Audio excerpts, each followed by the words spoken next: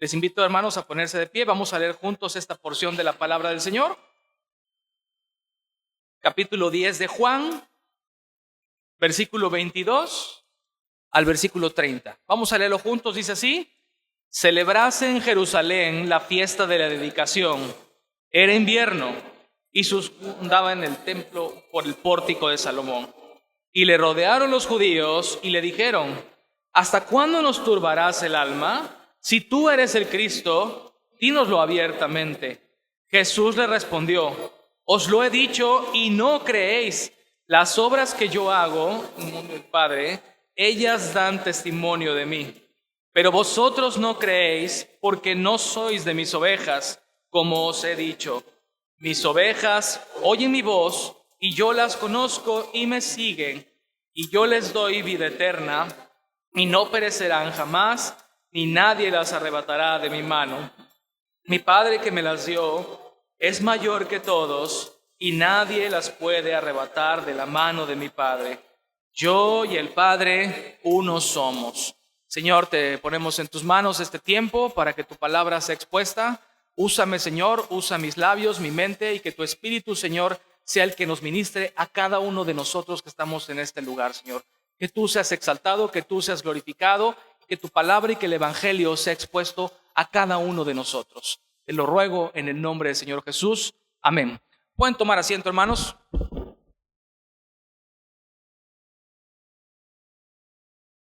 Muy bien, pues dice aquí que celebrase en Jerusalén la fiesta de la dedicación, y dice que era invierno. Muy bien, hermanos, la fiesta de la dedicación. Esta fiesta no tiene lugar, no encontramos un dato en el Antiguo Testamento de esta fiesta. A diferencia de la Pascua, ¿sí? Que la Pascua es la celebración que tenía el pueblo en el momento que fue redimido, que fue liberado de la esclavitud de Egipto. Ellos celebraban la Pascua cada año. La fiesta de la dedicación no encontramos un registro en el Antiguo Testamento. Y bueno, esta fiesta de la dedicación tiene lugar en el periodo en el llamado silencio.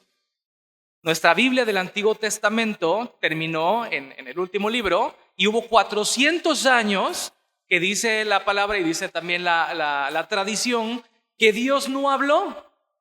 Bueno, pues hay datos históricos no inspirados que la Biblia deuterocanónica, como la católica romana, tiene los libros que son llamados los Macabeos.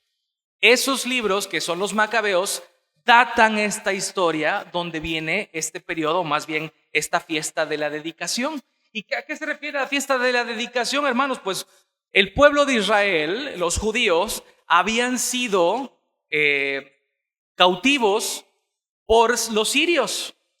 Entonces, este señor, y bueno, quien los estaba cautivando, quien los estaba llevando presos, era Antíoco IV Epífanes. No sé si había alguna vez escuchado hablar de él. Y este Antíoco era rey de Siria del año 175 al 164 antes de Cristo.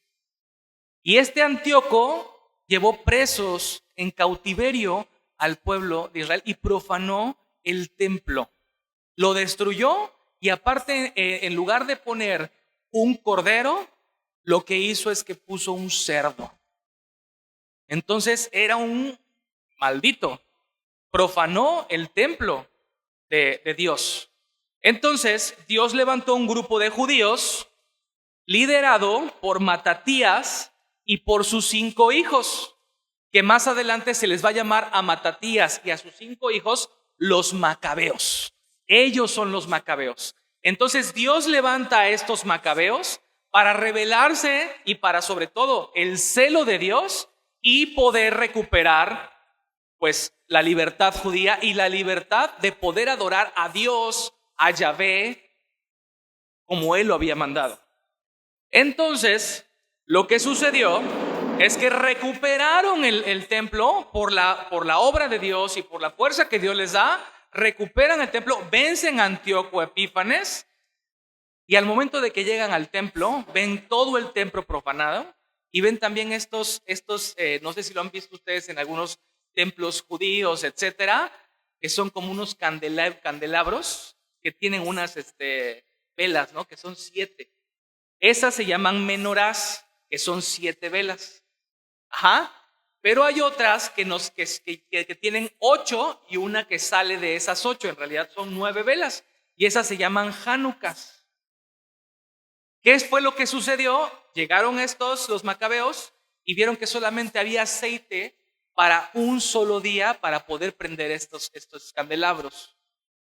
Prendieron el aceite y el milagro, lo que ellos observaron, es que ese aceite fue necesario y fue suficiente para que el candelabro se mantuviese encendido, no un día, sino durante 8 días.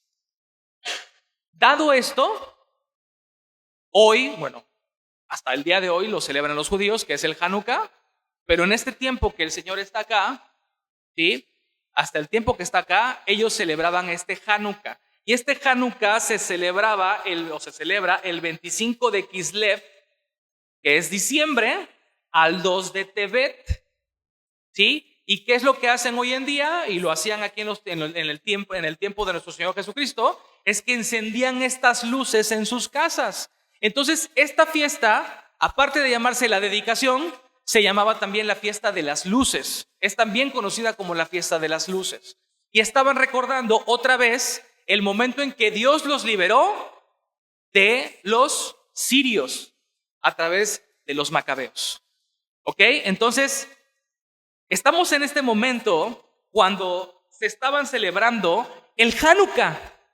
Ahora, recordemos de dónde venimos, hermanos. Venimos del momento, y lo veíamos en los jueves pasados, donde Jesús les había dicho que Él era el buen pastor. ¿Se acuerdan? Lo vimos la semana pasada con el hermano Alan y lo hemos visto durante estas semanas. Él decía, el buen pastor da su vida por las ovejas. ¿Y por qué decía que era el buen pastor? ¿Se acuerdan, hermanos? Decía que Él era el buen pastor porque se acuerdan que Él había sanado a un ciego de nacimiento, ¿sí? Y entonces los judíos decían que Él tenía demonios. ¿Se acuerdan? Decían, es que tú tienes demonio. O sea, no veían el milagro que Dios había hecho. No habían, el mismo ciego, de hecho, les decía, no ha habido registro en la historia que alguien hubiese sanado a un ciego de nacimiento. No lo hay. Y este hombre a quien ustedes están criticando y diciéndole que tiene demonio, me sanó. De hecho, ¿se acuerdan que también decían que mandaron a llamar a sus padres, no? Y decían, a ver, ¿y por qué? Porque tenían miedo. Los papás tenían miedo de que los expulsaran del Sanedrín, que los expulsaran de las sinagogas. ¿Por qué? Porque estaban proclamando que Jesús realmente era el Mesías con el milagro que había hecho. Pero ellos decían, no, pregúntenle a mi hijo, edad tiene para decir lo que ha hecho este hombre con él, este profeta con él. ¿Y qué dijo el ciego? Dijo, a la verdad, yo no sé quién sea, pero lo que sí sé es que yo era ciego, no veía y ahora veo. Y estos hombres, los judíos, estaban oprimiendo a los hombres que estaban reunidos en el nombre de Dios, a los que estaban en el Sanedrín, y les quitaban su dinero, y les robaban su dinero, y los engañaban. Y este pasaje del buen pastor, Jesús les dice, ustedes son unos ladrones, ustedes son unos lobos, son unos salteadores que vienen a robar solamente al pueblo de Dios. Ustedes no son pastores. ¿Se acuerdan que regresamos a Ezequiel 34, donde viene la condenación de estos pastores?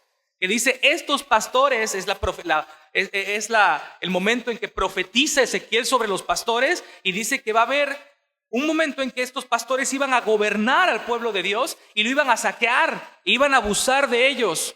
Pero dice, pero en aquel día, y cuando el Antiguo Testamento dice aquel día, se refiere cuando iba a venir el Señor Jesucristo. Dice, en aquel día yo mismo iré. ¿Se acuerdan que lo vimos? Yo mismo iré y pastorearé a mis ovejas. ¿Quién? Dios mismo. Dios estaba hablando ahí en Ezequiel. Y por eso Jesús les dice, yo soy el buen pastor. Yo soy ese buen pastor del que profetizó Ezequiel. Yo soy ese buen pastor. Entonces, Dice, yo soy el buen pastor, ustedes son unos lobos, ustedes son unos rateros, ustedes han venido aquí a engañar al pueblo de Dios, que los tienen oprimidos, les tienen miedo, pero yo vine a dar vida y vida en abundancia. Y dice que cuando termina eso, y ahí lo leen un poquito antes del pasaje que es el día de hoy, dice que volvió a haber disensión entre ellos, ahí en el versículo 19. Y dicen que algunos decían, oye, pues hay que escucharlo, verdaderamente él trae palabra de Dios. Y había otros que decían, demonio tiene. Dice ahí en el versículo 21, decían otros, estas palabras no son de endemoniado. ¿Puede acaso el demonio abrir los ojos de los ciegos? ¿Qué nos está diciendo aquí Juan? Nos está diciendo que el público al que Dios está dirigiendo es el mismo público, son los mismos judíos que habían presenciado el milagro de apertura de los ojos, de la vista de este ciego. Y sigue, y dice aquí entonces, pasa y dice, se celebrase en ese momento en Jerusalén la fiesta de la dedicación. Y ya hemos estudiado ahorita cuál es esa fiesta de la dedicación, que es el Hanukkah. Y dice, era invierno. Bueno, ya vimos que el Hanukkah regularmente se celebra en diciembre. Dice, era invierno. Y dice el versículo 22, ve conmigo, dice, y Jesús andaba en el templo por el pórtico de Salomón. Ahora, dice que Jesús andaba en el templo en el pórtico de Salomón. ¿Qué es un pórtico, hermanos? Bueno, pues un pórtico es como un corredor, ¿sí? Imagínate como un corredor, como un pasillo largo, grande, majestuoso, amurallado por columnas, ¿sí? Por columnas. Ese es un pórtico. Ahora, este pórtico no estaba metido en el templo, este pórtico estaba a las afueras del templo. ¿Qué significaba esto? Que este pórtico permitía a Jesús poder predicarles no solamente a judíos, sino también a gentiles. ¿Sí? ¿Por qué? Porque los gentiles no podían o se les negaba el acceso al templo. Pero aquí este pórtico dejaba entrevisto y era así como un escenario donde Jesús podía predicarles. Y aparte, ¿y por qué se llamaba el pórtico de Salomón? Bueno, se les puso este nombre de Salomón porque cuando fue la destrucción del primer templo por Nabucodonosor, ¿sí? Cuando se restablece el templo, este segundo templo, dicen que este pórtico mantenía o era el único que era de la primer construcción del templo de Salomón. Entonces, como guardaba la primer construcción del templo original, le pusieron el pórtico de Salomón. Más adelante, hermanos, nos podemos encontrar en Hechos que los mismos discípulos enseñaban en ese pórtico de Salomón. Digo, no vamos a ir ahorita por cuestiones de tiempo, pero ahí mismo enseñaban en el pórtico de Salomón. Así lo dice en la palabra en Hechos. Entonces, aquí está nuestro Señor Jesús enseñando y predicando el evangelio en el pórtico de Salomón en la fiesta de las luces. ¿Y qué dice acá? Versículo 24. Dice que le rodearon los judíos y le dijeron, ¿hasta cuándo nos turbarás el alma? Si tú eres el Cristo, dínoslo abiertamente. Dice ahí que lo rodearon, ¿no? Ahí imagínense, rodearon al Señor Jesucristo, ¿sí? Y dice, y le dijeron los judíos, ¿hasta cuándo? Dice, vean ahí, ¿hasta cuándo? Se imaginan ahí, nos vas a turbar el alma. Dice, si tú eres el Cristo, pues dínoslos abiertamente. Y tú puedes pensar, pues sí, ¿no? Que le diga, ¿no? Que les diga que Él es el Cristo, ¿no? Pero aquí estamos viendo que las intenciones de estos hombres no eran creer en el Señor Jesucristo. Estos hombres eran malos. Y lo hemos visto ya en los últimos capítulos de Juan. ¿Qué era lo que estaban buscando para el Señor Jesús? Ya estaban buscando matarlo. Ya estaban buscando cualquier situación que Él hiciera y que Él dijera para tener ocasión, condenarlo y matarlo. Entonces tú podrías pensar y decir, pues que les diga, ya a lo mejor se convierten en ese momento. Si Él les dice que Él es el Hijo de Dios y que Él es el Cristo, pues ya se van a convertir y ya. No, la intención en su corazón no era para ser salvos, no era para conocer la palabra. Ellos venían para decir, a ver qué dice, ¿no? A ver si le encontramos algo y de aquí lo agarramos y entonces ya lo condenamos. Esa era la intención de su corazón. Eran malos, estos hombres. Ahora, de lo que nos ha dicho el Evangelio de Juan, ¿sí? Ustedes pueden ver que el Señor Jesús ciertamente no les había dicho que Él es Dios, que Él es el Mesías. Claro que sí. Ahora, no lo había hecho abiertamente, y esto es un dato, hermanos, para que ustedes lo apunten, los que están apuntando, lo guarden en su corazón, lo guarden en sus mentes. Regularmente el Señor Jesús, y bueno, Juan en su Evangelio dice que aún no había llegado mi hora. ¿Se acuerdan?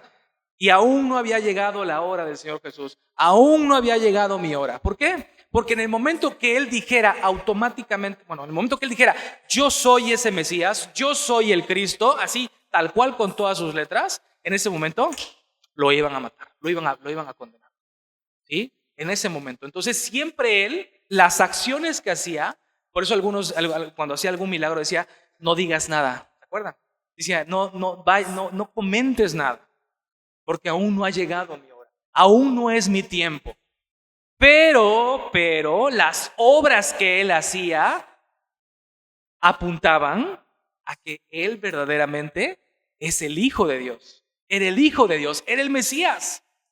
Y eso lo podemos encontrar, hermanos, a lo largo de nuestro estudio del Evangelio de Juan. Dice ahí en Juan 5:17 que Jesús le respondió, mi Padre hasta ahora trabaja y yo trabajo.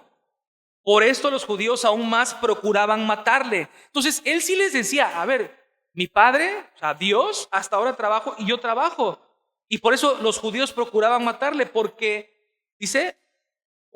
no solo quebrantaba el día de reposo, sino que también decía que Dios era su propio Padre, haciéndose igual a Dios. Entonces, ¿nunca les había dicho que Él era el Mesías? Ya aquí estamos viendo que ya a esos judíos les había dicho, mi Padre es Dios. Y si mi Padre es Dios, yo soy el Hijo de Dios. El Hijo de Dios que viene prometiéndose desde ese Génesis 3:15. Aquel hijo de la simiente de la mujer que iba a aplastar la cabeza de la serpiente. Y que a lo largo del Antiguo Testamento siempre estaban esperando a ese Mesías, a ese hijo de David. ¿Se acuerdan? Que también lo vimos. A ese hijo de David, de la simiente de David. Juan 6:29 dice, respondió Jesús y les dijo, esta es la obra de Dios, que creáis en que Él me ha enviado. Entonces, otra vez diciéndoles, yo soy el enviado, yo soy el Mesías. Mesías es enviado, el enviado de Dios, el Redentor. Juan 6:35, Jesús les dijo, y se acuerdan cuando esto Jesús lo hace, Jesús les dijo, yo soy el pan de vida.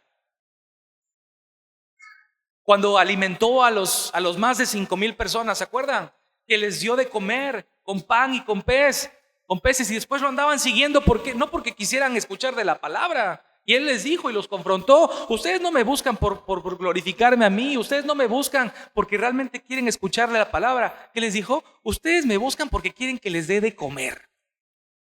Así les dijo, ustedes me buscan porque quieren que les dé de comer. Pero una cosa les voy a decir, yo soy el pan de vida. Y les dijo, el que a mí viene nunca tendrá hambre, y el que en mí cree no tendrá sed jamás. Y este pan de vida se está refiriendo, acuérdense que todo lo que aquí estamos viendo, hermanos, está dirigido ciertamente para las mentes judías. Entonces, cuando Jesús les dice, yo soy el pan de vida, hace referencia y conecta directamente a cuando ellos fueron liberados en Egipto y fueron alimentados por maná. ¿Se acuerdan? Que Dios enviaba cada mañana maná. Y era pan del cielo, así le llamaban ellos, ¿no? Era pan del cielo. Entonces Jesús les dice, ese maná, si ustedes comían ese maná, ustedes al otro día volvían a tener hambre. Es más, si ustedes ese maná, si nuestros padres que estuvieron en el desierto guardaban el maná, ¿qué pasaba con el maná, hermanos? Se echaba a perder. Dice que se agusanaba, salían gusanos de ese maná. ¿Sí? Pero decía Jesús, yo soy el verdadero pan de vida. Yo soy el pan de vida. Ese maná solamente apuntaba a mí. En el Juan 7:37. Y estoy dando estos pasajes, hermanos, por si alguien tiene duda de que decía, ¿por qué no le decía que sí era Cristo? Jesús ya les había dicho una y otra vez que Él era Cristo.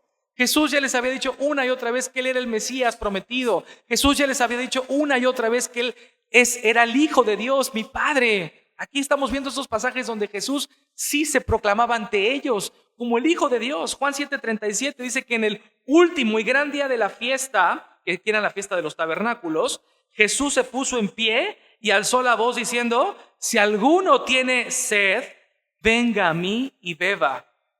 El que cree en mí, como dice la Escritura, de su interior correrán ríos de agua viva. ¿Y a qué apuntaba esto, hermanos? ¿Se acuerdan? Lo vemos también con hermano Alan, que apuntaba directamente a lo que ellos pensaban del estanque de Siloé, a lo que hacían ellos en el momento de que celebraban, cuando hacían la expiación del cordero y regaban el agua del estanque de Siloé, y decía: yo soy el agua viva.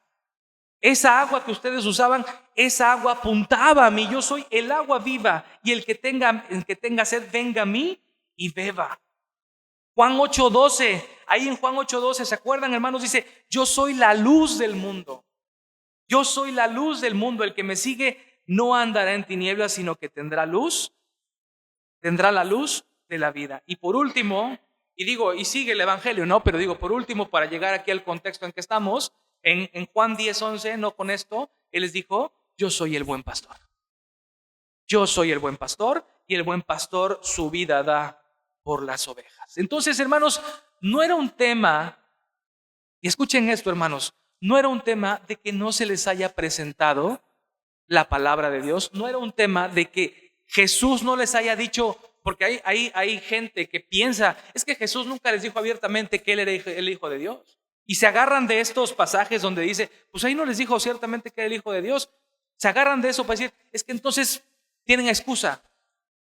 No, hermanos. Aquí ya vimos una y otra vez que el evangelio, que la palabra de Dios y que Él proclamarse el Hijo de Dios fue presentado. Dice Miguel Núñez, y escuchen esto, hermanos: Israel, hablando del pueblo de Israel, de los judíos, Israel quería un Mesías útil. Lo escuchen, quería un Mesías útil, no un Mesías soberano.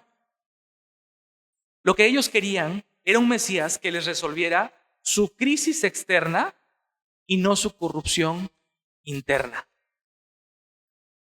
Si no entendiste muy bien esto de Miguel Núñez, déjame decirte lo que opina al respecto nuestro hermano Sugel Michelén. Y a lo mejor con esto tenemos un tanto más de luz.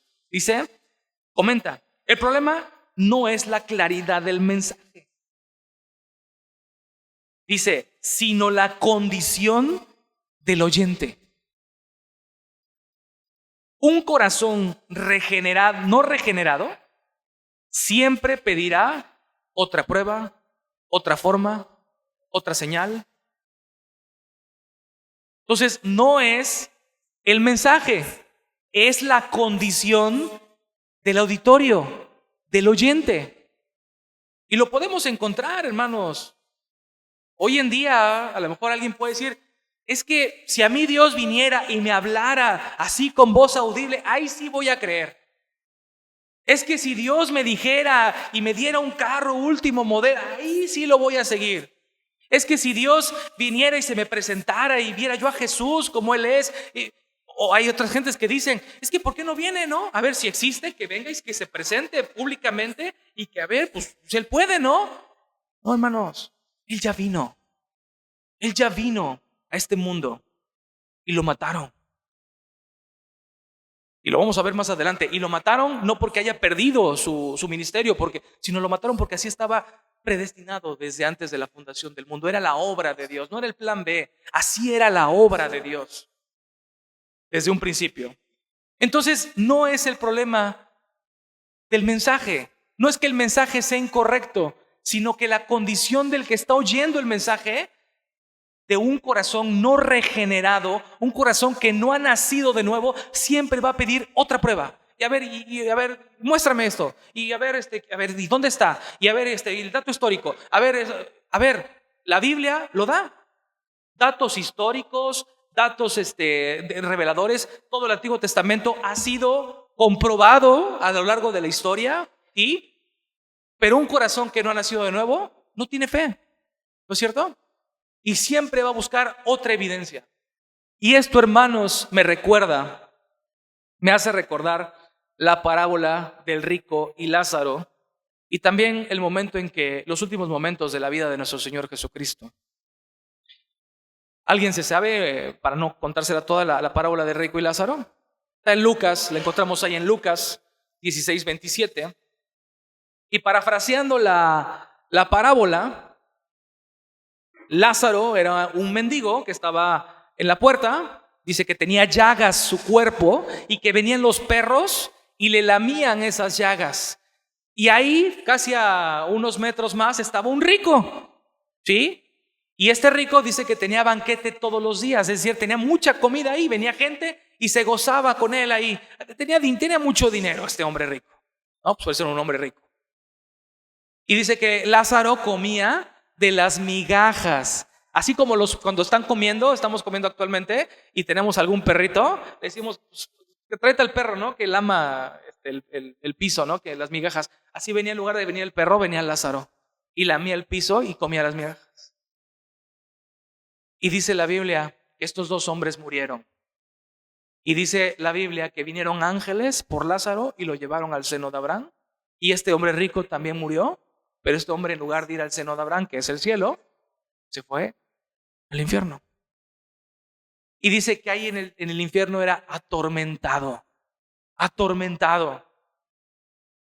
Y dice que voltea hacia arriba, una cima, así dice la parábola, y ve a Lázaro y ve a Abraham.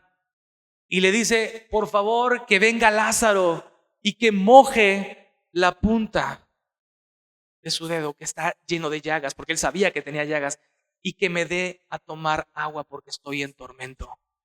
Estoy en este lugar de tormento, por favor que venga.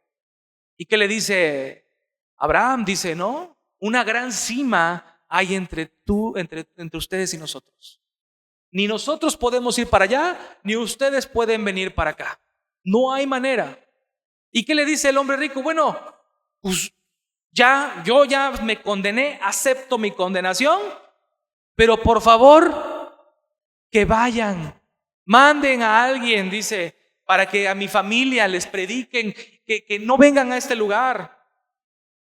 Fíjense lo que dice en Lucas 16. Te ruego pues, Padre, que le envíes a la casa de mi padre, porque tengo 5 hermanos, para que les testifiquen a fin de que no vengan ellos también a este lugar de tormento. Dice, mándales a alguien, por favor, para que ellos no vengan a este lugar de tormento. Y le dice a Abraham, pero si alguno fuese a ellos, Abraham les dice, a Moisés y a los profetas tienen. Óiganlos. Ahora, Moisés ya había muerto y los profetas estaban en ese momento. Entonces, ¿a qué se refería? A la palabra de Dios, al Pentateuco, a lo que Moisés había escrito en el Pentateuco. Entonces dice, ahí tienen a los profetas y tienen a Moisés, a ellos escúchenlos. Y vean lo que dice el hombre rico. Dice, no. Entonces dijo, no, padre Abraham, pero si alguno fuere de ellos entre los muertos, o sea, si alguien va de entre los muertos y se resucita, dice, se van a arrepentir. ¿Y qué le dijo Abraham?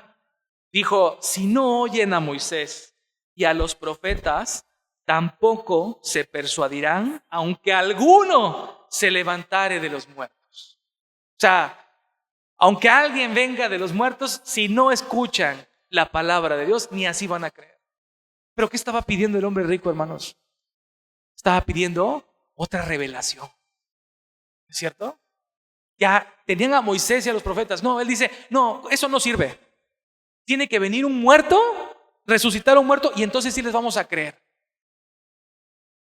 Y, hermanos, ¿qué estamos viviendo hoy en día? La gente cada vez pide y pide más cosas y no está volteando a ver la palabra de Dios, que es suficiente, que es inerrante, que es completa, que no tiene fallas, que es la palabra de Dios. No creen que es la palabra infalible de Dios.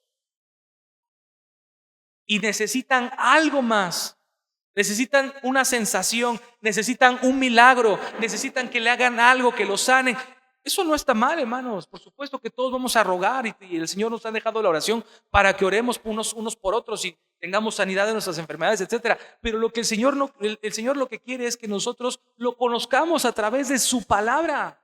Esa es la voluntad del Padre, que lo conozcamos a Él. Esa es la vida eterna, dice también Juan. Que conozcamos quién es Dios, que conozcamos a Dios. Y también me hace recordar al momento en que estuvo Jesús colgado en la cruz. Y dice ahí el Evangelio, los evangelios, dice que lo injuriaban y lo insultaban y lo escupían. Y el Señor Jesús estuvo completamente desnudo en las películas de Hollywood, eso lo ponen ahí No, el Señor Jesús estuvo desnudo colgado en un madero, por ti y por mí, por nuestro pecado. Es lo que tú y yo merecíamos. Es lo que tú y yo merecíamos. Y el Señor Jesús estaba colgado en esa cruz. ¿Y qué le decían los que estaban ahí? Si eres Cristo, si eres el Rey, ¿qué dice? Desciende del madero, sálvate a ti mismo. Y entonces sí vamos a creerles. ¿Se dan cuenta cómo es el corazón del hombre? Siempre busca algo más. Siempre busca una evidencia más, una prueba más. La condición del hombre natural, la condición del corazón de alguien que no ha creído en el Señor, de alguien que no tiene fe, siempre va a buscar algo más. Si me haces esto, ahora sí. No, Señor, es que si tú me das esto, nos ponemos a negociar con Dios, ¿no? No, es que si tú, Señor, si vienes y haces así como yo te estoy diciendo y eso, ahí sí, para que veas, ahí sí, voy a ir todos los domingos y... No, hermano. No, hermanos. Dios es Dios. Dios es el creador del universo entero, de las estrellas, de los planetas, de nuestros hijos, de nosotros mismos. Es el creador, es el Dios todopoderoso, el Jehová de los ejércitos. Dice la palabra que somos atrevidos y contumaces. Así dice la palabra. Atrevidos y contumaces. No tenemos ni idea de con quién estamos hablando. Con el Rey de Reyes y Señor de Señores. Los judíos, como lo dijimos ya, hermanos, ya habían visto milagros. Señales que Jesús había hecho frente a sus ojos, y eso no les fue suficiente para creer en Él. Es más, hermanos, ahí les va. Estos mismos judíos que estaban pidiéndole al Señor que les revelara si Él era el Mesías, eran los mismos judíos que habían visto que había sanado un ciego de nacimiento. O sea, dices, ¿por qué? Y lo mismo pasó cuando alimentó a los 5,000. Digo, ahorita por cuestión de tiempo no vamos a ir ahí. Pero cuando alimentó a los 5,000 y lo siguieron y les dijo, ya no les voy a dar de comer más, porque ustedes solamente me siguen por comida. Les dijo, bueno, ¿qué señal nos das de que tú eres el Hijo de Dios? Entonces los había alimentado, les había dado de comer a más de 5,000 personas solamente con 2 panes y 3 peces. Y dice, ¿qué señal nos das? Y eso aquí nos da otra verdad de nuestro corazón, hermanos. Nuestro corazón es olvidadizo. Nuestro corazón es ingrato. Se le olvida de dónde lo que Dios nos ha dado. Se le olvida lo que Dios nos ha hecho con nosotros. Y es ingrato también. No le damos las gracias a Dios de lo que Él nos da. Dice Santiago, en Santiago 1:15 dice que toda buena dádiva y todo don perfecto, ¿qué? Desciende de lo alto. Toda buena dádiva. Déjame decirte algo, hermano. Si tú esta mañana te levantaste, abriste los ojos y respiraste, y no respiraste, y eso quiere decir que respiraste toda la noche, ¿no? Pero tan solo estar consciente de que respiraste, eso es una buena dádiva, ¿eh? O sea, A veces damos por hecho eso. Pero toda buena dádiva es directa, es una bendición de Dios. El corazón del hombre siempre buscará un pretexto para excusarse, aunque tenga la verdad enfrente. Ellos tenían la verdad enfrente y no estaban reconociendo esa verdad. Versículo 26 dice que Jesús les respondió que ya les había dicho que era el Mesías. Dice, ¿y no creéis?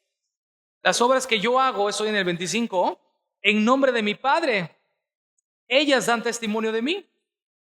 Versículo 26 dice, pero vosotros no creéis. Ahora, hermanos, aquí viene la verdad. Estamos leyendo la Biblia, hermanos, no es un comentario del pastor o no es una experiencia del pastor. La Biblia es lo que nos dice la Biblia. Dice, ¿por qué no creen? Porque no sois de mis ovejas. Entonces, los que no creen es porque no son de sus ovejas.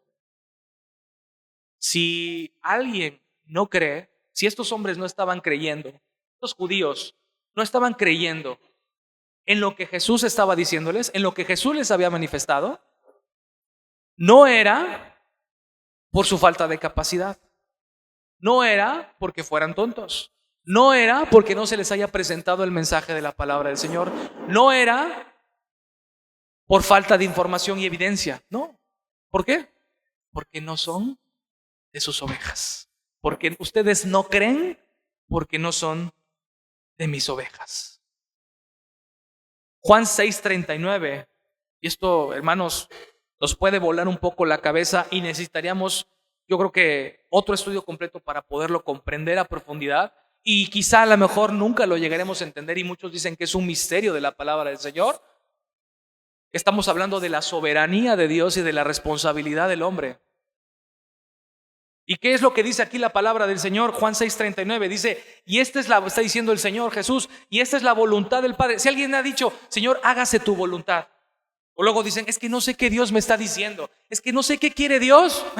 Aquí está, Juan 6:39 dice, esta es la voluntad que Dios le pidió a Jesús que hiciera, y esta es la voluntad del Padre, el que me envió, que de todo lo que me diere no pierda yo nada, sino que lo resucite en el día postrero. Ahora, yo les pregunto aquí a la luz del Evangelio, dice que todo lo que me diere, ¿quién da? ¿Quién da estas ovejas? ¿Quién elige estas ovejas? El Padre. Ahora, el Padre elige a estas ovejas, ¿y a quién se las da? Al Hijo. Al Hijo. Y le dice, y aquí el Hijo dice que todo lo que me diere, no pierda yo nada o a nadie. Juan 6:44, ahí mismo en el mismo pasaje, dice, y vean esta, es de verdad, si la pueden subrayar, ir ahí en su Biblia, Juan 6:44 dice, ninguno puede venir a mí, ¿qué? Si el Padre que me envió no le trajere, y yo le resucitaré en el día postrero. Escuchen esto, hermanos.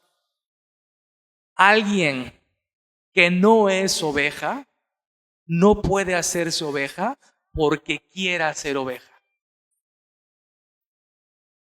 Tiene que haber una obra del Espíritu Santo en el corazón de esa persona para que entonces esa cabra que no era oveja ahora diga, quiero seguir a Cristo. Un corazón del hombre caído jamás va a querer nada con Dios. Y esto, hermanos, nos pone en aprietos, porque entonces alguien puede estar pensando, si es que están siguiéndome en la lectura y en el mensaje, pues decir, estamos ante un Dios injusto. ¿Por qué algunos sí y otros no?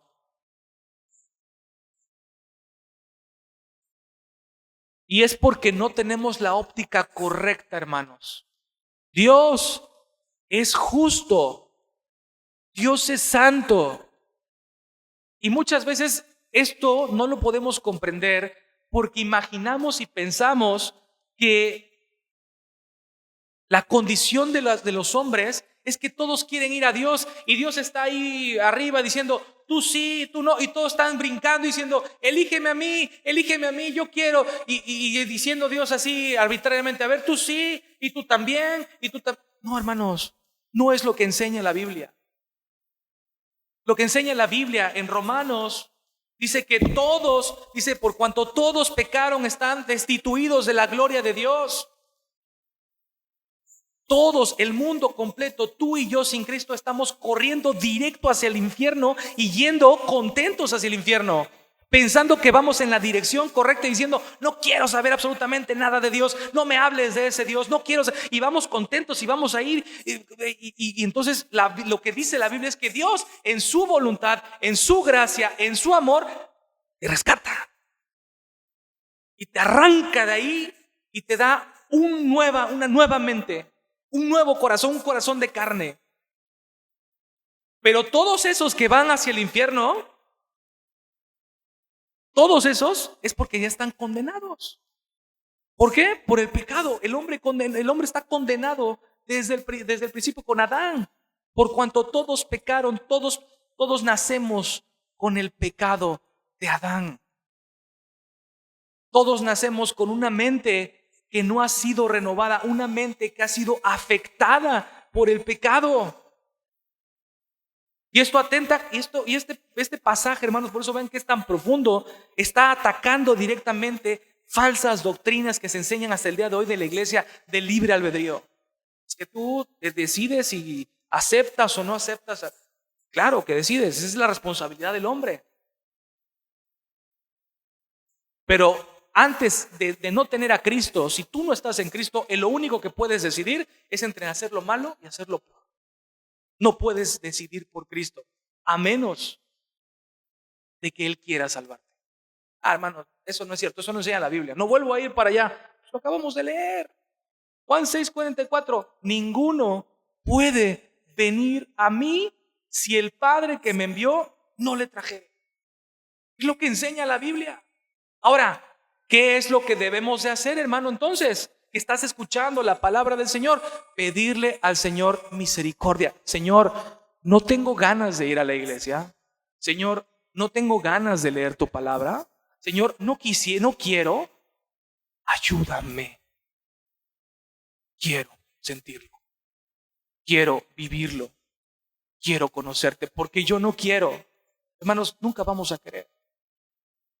En nuestra condición nunca vamos a querer. Pero Él dice la palabra que Él es el que pone en nosotros el querer y el hacer por su buena voluntad. Esa tiene que ser nuestra oración todo el tiempo. Y no porque ya seamos salvos y vengamos a la iglesia y leamos la Biblia, siempre vamos a querer. No, hermanos. Necesitamos ser recordados todo el tiempo del Evangelio. Necesitamos escuchar todo el tiempo la palabra del Señor, leer, ir a la palabra, ir a la fuente de vida eterna. Así como leíamos aquí en Juan que decía el Señor Jesús, yo soy el agua, yo soy la fuente de vida eterna. El que venga a mí beberá y no tendrá sed jamás. Nadie quiere venir a Dios, tú y yo no queríamos. Eso lo encontramos en Efesios 1:4 dice, pero Dios Padre nos escogió en Él antes de la fundación del mundo. Filipenses 2:13, Él pone en nosotros el querer y el hacer por su buena voluntad. Y es evidente que nadie puede hacerse a sí mismo oveja. Las ovejas oyen la voz cuando Dios les dio primero la fe por el oír. Escuchen, hermanos, dice aquí, vosotros no creéis, volviendo a nuestro versículo 26, dice, pero vosotros no creéis porque no sois de mis ovejas, como os he dicho. Y vean lo que dice el versículo 27, mis ovejas oyen mi voz y yo las conozco y me siguen. Mis ovejas oyen mi voz. Hay un pasaje en Romanos, Pablo en Romanos dice que la fe es por el oír. Y el oír por la palabra de Dios.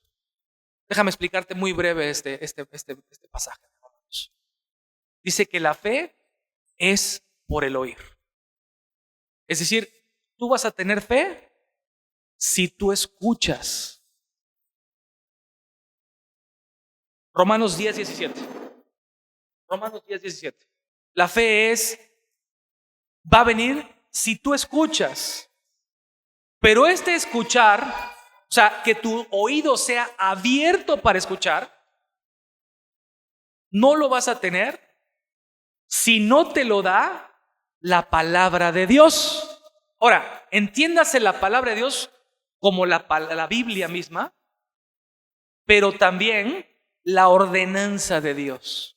Él va a decir, Él va a oír y tus oídos van a abrirse y entonces vas a estar receptivo a la palabra de Dios. Entonces, si Dios quiere que tú escuches, Él va a abrir tus oídos y al abrir tus oídos va a entrar ¿qué? La palabra de Dios, y al entrar la palabra de Dios, ¿qué viene? La fe. ¿Me explico? Ese es el orden. Y por eso en todos los pasajes, bueno, y especialmente ahí en Isaías, ¿sí? Que menciona que cuando venga el Mesías, y el Señor lo hizo, por supuesto, dice que iba a levantar cojos, que iban a ver ciegos, que iba a abrir los oídos de los sordos cuando venga el Mesías. Y el Señor lo hizo físicamente. Pero lo que está apuntando no es algo físico, hermanos. Lo que está apuntando es algo espiritual. Por la palabra de Dios son abiertos nuestros oídos espirituales para escuchar la palabra de Dios. Si tú antes y yo antes no queríamos nada con Dios y hoy en día buscamos a Dios, es porque Él ya ha empezado la buena obra. Hermanos, y tenemos una promesa eterna que dice que el que comenzó la buena obra la perfeccionará hasta el día de Jesucristo. Y es lo que va a decir aquí más adelante, hermanos. Fíjense, mis ovejas oyen mi voz y yo las conozco y me siguen. ¿Y qué? Yo les doy vida y yo les doy vida eterna y no perecerán. A veces, un día sí, un día no, ¿qué? No perecerán, es decir, no morirán. ¿Cuándo? Jamás. Y escuchen esto hermoso, hermanos, ni nadie las arrebatará de mi mano.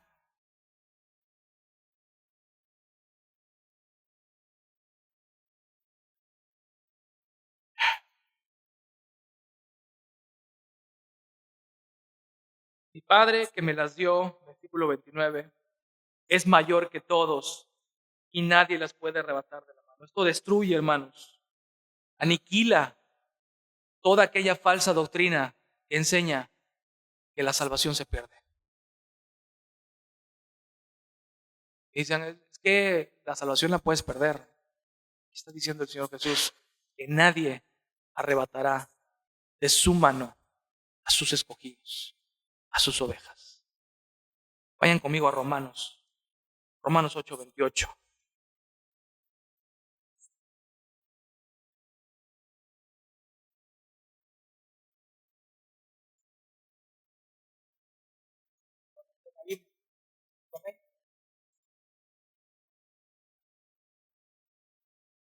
Romanos 8:28.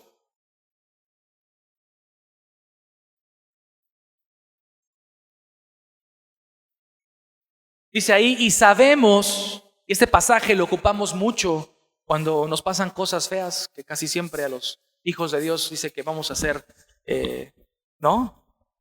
Nosotros no somos del pare de sufrir, nosotros creemos en lo que dice la palabra del Señor, que en este mundo tendréis aflicción. En este mundo Él ha prometido que tendremos aflicción, pero nos da una esperanza eterna, porque dice, pero confía de mí, yo he vencido al mundo. Y dice aquí en Romanos 8:28, y sabemos que a los que aman a Dios, y ojo, aquí hace una distinción, no es para todos. Dice, a los que aman a Dios. Los que aman a Dios, todas las cosas les ayudan a bien. Esto es, a los que conforme a su propósito son llamados. ¿Ya vieron, hermanos? Es que lo encontramos por toda la Biblia. Algunos dicen, no, es que solamente en Romanos viene y solamente habla y Pedro dice que todos quieren que procedan al arrepentimiento. No hay claridad, hermanos, la Biblia es un solo mensaje. La Biblia es un solo mensaje, la Biblia no se contradice. La Biblia es la palabra del Señor y la palabra del Señor esta mañana nos está diciendo que solamente las ovejas del Señor, las ovejas de su rebaño, son aquellas que oyen su voz, son aquellas que son llamadas. Y estas que son llamadas aquí, Pablo nos está diciendo que amamos a Dios. Y aquellos que amamos a Dios, dice aquí Pablo, que todas las cosas que nos suceden ayudan a bien. Ahora no quiere decir que me vea a todo dar, no. Ayudan a bien tiene que ver que todo lo que nos pase a nosotros apunta para la gloria de Cristo. Todo apunta para que Él sea glorificado, para que Él sea exaltado, para que Él tenga el dominio sobre todo. Versículo 29 dice, porque a los que antes conoció,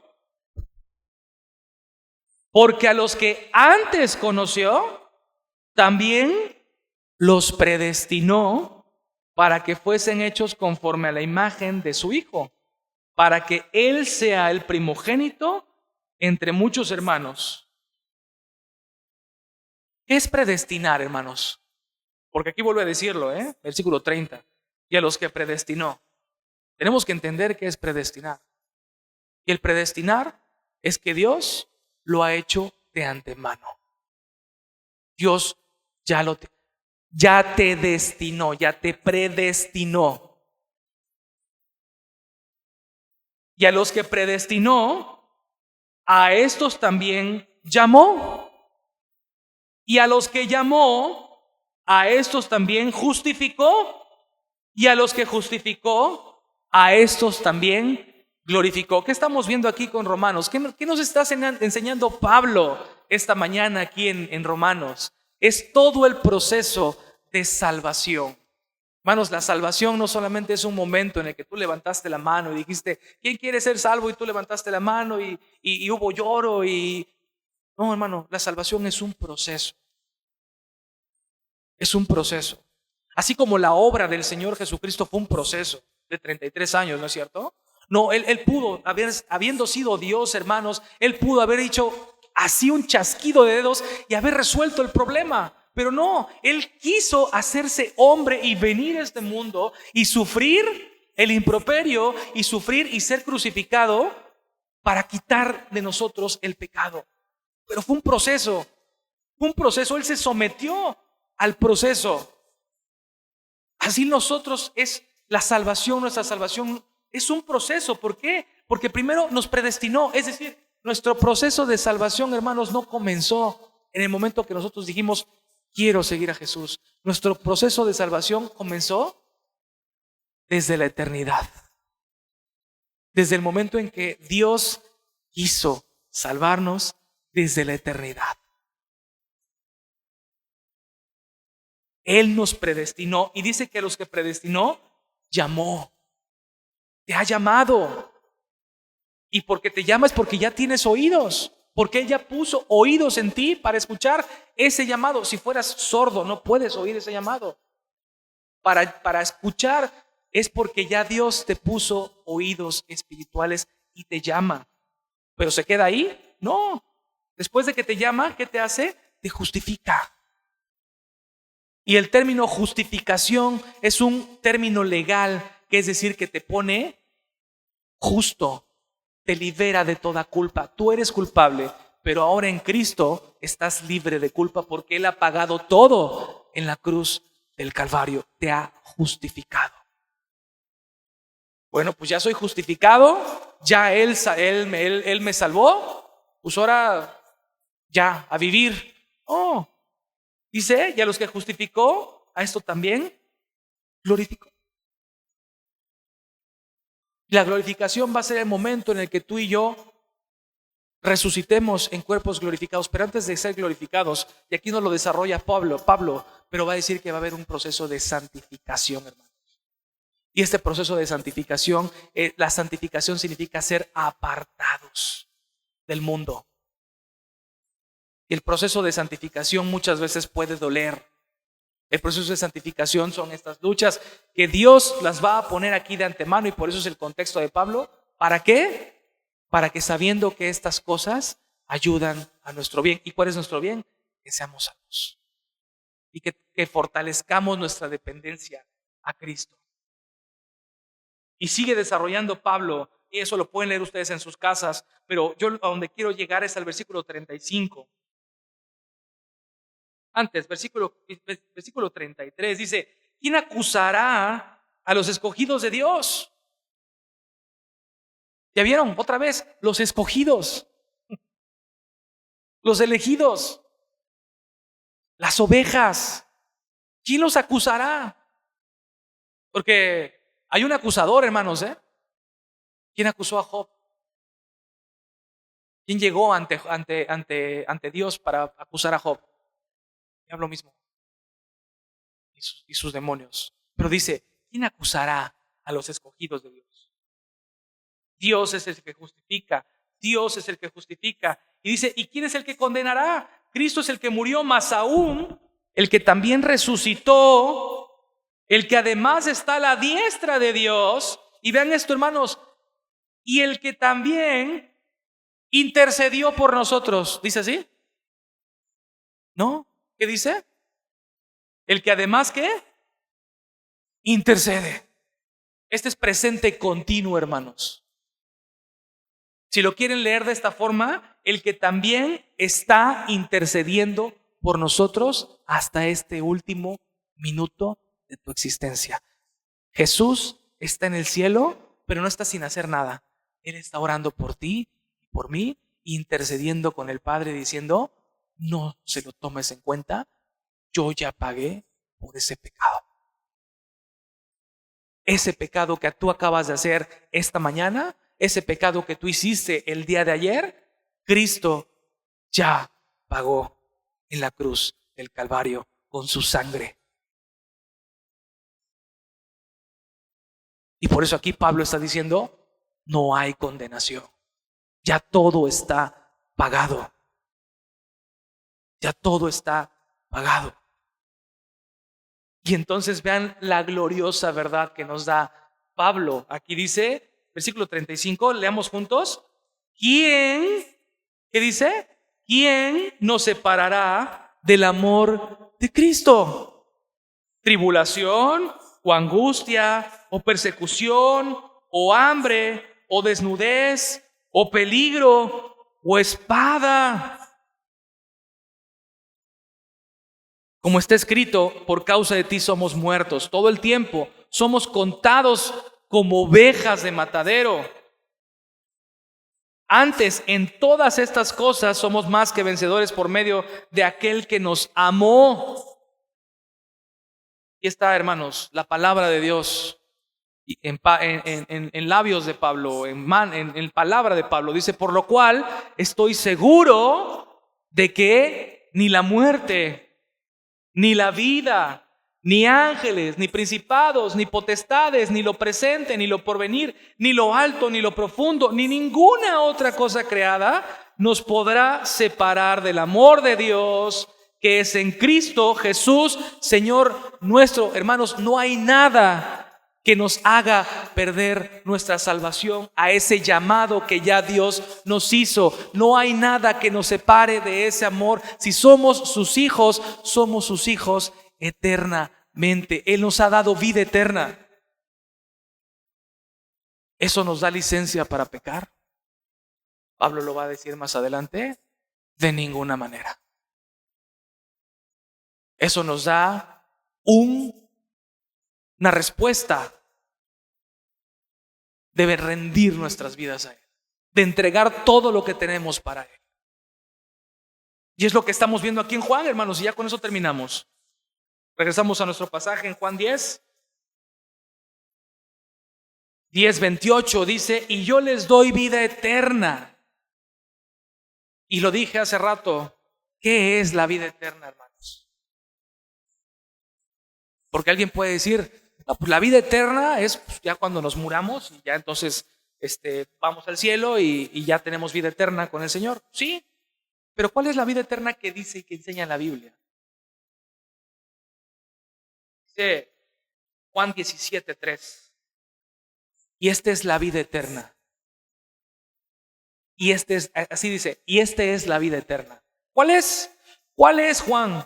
Dice, que te conozcan a ti, el único Dios verdadero, y a Jesucristo, a quien has enviado. Si tú ya conoces a Cristo, si tú ya conoces a Dios como el Señor, como tu Salvador, tú ya estás viviendo tu vida eterna. Tú ya tienes vida eterna en este momento. Desde el momento en que tú confesaste a Cristo como tu Señor y tu Salvador, tú tienes vida eterna. Oye, y en algún momento sí puedo que me quiten la vida eterna. Dice aquí Pablo, y aquí dice el Señor Jesús, los que me diste, no hay nada y nadie que los arranque de mi mano. ¿No me crees? Mira, versículo 29. Mi Padre que me las dio, ¿qué está hablando? De las ovejas. Mi Padre que me las dio, ¿qué dice? Es mayor que todos y nadie las puede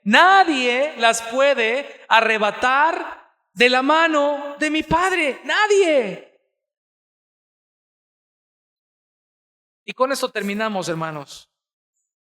Cuando en el versículo 28 dice el Señor Jesús, y yo les doy vida eterna y no perecerán jamás, ni nadie las arrebatará de ¿qué dice? ¿De qué? De mí, de mi mano. ¿De cuál mano? De la mano del Señor Jesús, ¿cierto? ¿Ok? Y en el versículo 29 dice, mi Padre que me las dio es mayor que todos y nadie las puede arrebatar de la mano, ¿de quién? De mi Padre. Entonces, estamos en las manos del Padre y estamos en las manos del Hijo. ¿Cómo nos tienen? Agarrados ahí entre dos personas, ¿no? No es lo que enseñan los testigos de Jehová. Aquí está la palabra de Dios. Versículo 30 dice, yo, Jesús, y el Padre, uno somos. La mano de Dios Padre y la mano de Jesús es la misma. Jesús es Dios. Dios vino a este mundo y se encarnó para que tú y yo fuésemos salvos, para pagar nuestra culpa. Y a través de su muerte y a través de su sangre podemos ser salvos. Y tú necesitas saber esta mañana, esta tarde, que tú necesitas un Salvador. Que tu condición sin Cristo es muerte. Que si no crees en Cristo, si no has confesado con tus labios, con tu corazón, que Él es tu Señor, que Él es tu Salvador, no eres de sus ovejas. Y tú necesitas clamar al Señor para decirle, Señor, yo quiero ser de tus ovejas. Yo quiero seguirte. Yo quiero amarte. No quiero ser como el rico que desechaba una y otra vez la palabra del Señor. No quiero ser como los judíos que eran presentados, eran testigos visuales de las obras del Señor y aún así pedían más evidencia, querían más cosas. No, Señor. Va a decir Pablo después ahí en una de sus cartas, bástate mi gracia. Es suficiente saber que tú me has salvado, que tú me has rescatado de esa vana manera de vivir para que ahora esté yo agradecido contigo por la obra que tú has hecho. Y me has rescatado de mi vana manera de vivir. Vamos a orar. Padre Santo, te doy tantas gracias por este tiempo maravilloso a tus pies. Gracias por tu Espíritu Santo que tú nos has prometido ahí en Mateo 28, que iba a estar con nosotros hasta el fin del mundo, y podemos ver y podemos oír y ser testigos de que tu Espíritu Santo está entre nosotros, Señor, enseñándonos, ministrándonos, hablando a nuestros corazones, Señor, tu palabra bendita, la palabra de Dios, tan necesaria para salvarnos, Señor, y para librarnos de este mundo caído, Padre. Te ruego, Padre, que tú quieras tratar con nosotros, que tú quieras tratar con cada uno de nosotros que está en este lugar, y nos abras nuestros oídos para escuchar tu palabra, y que tu palabra sea la que nos dé esa fe, y que a través de esa fe podamos comprender tu palabra, tu evangelio, Señor, y confesar que tú eres nuestro Señor y Salvador. Que tú nos abras nuestros ojos, así como abriste los ojos de este ciego de nacimiento, y que ahora podamos ver tu evangelio, tu obra, Padre. Ruego por cada uno de mis hermanos que están en este lugar, y ruego también por tu pueblo, por tus hijos, por esas ovejas que tú tienes en este lugar de Veracruz, y que tú quieras tratar, no por vanagloria, no por la obra es tu obra, Señor, que tú quieras tratar con la gente aquí en Veracruz para que tu evangelio llegue, para que tu hijo sea publicado, para que tu hijo sea conocido, y para que podamos escuchar tu palabra, la Biblia, para que podamos leer la Biblia, tu palabra, Señor. Te ruego por ellos que tú tienes ya listos y predestinados antes de la fundación del mundo, para que ellos acudan y vengan y escuchen tu palabra, Señor. Gracias por cada uno de ellos, Señor, y por nosotros. Y gracias porque nos das la oportunidad inmerecida de poderte servir en este lugar. En el nombre de Cristo Jesús lo hacemos. Amén.